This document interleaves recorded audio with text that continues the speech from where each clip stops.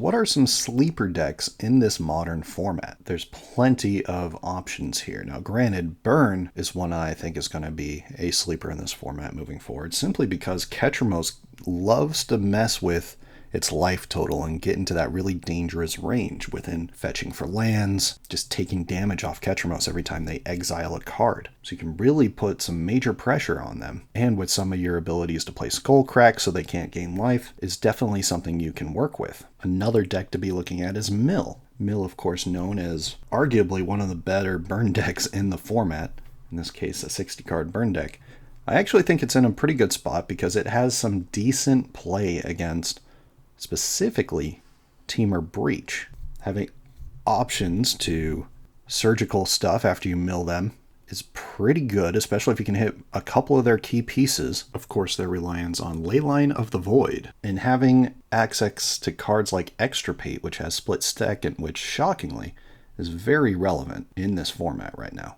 And that is why I think Mill is a good option. Now, another deck or decks to look at, I believe, are other combo lists that can move at a quick pace. You've seen in some lists that Allosaurus Rider decks have been sneaking up on MTGO lists every once in a while. Of course, its biggest problem being its consistency, and it can be hated out.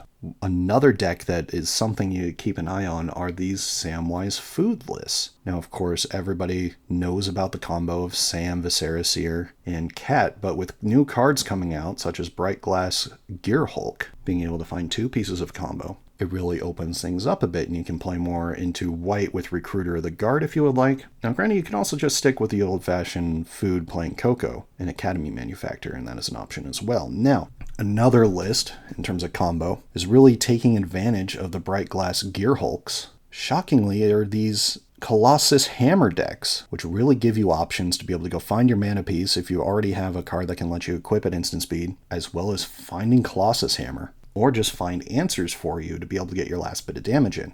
And finally, a deck that everybody needs to keep an eye on, of course, is Yawgmoth, because every time it gets ignored, it seems to sneak itself back into results as a better creature combo deck in the format.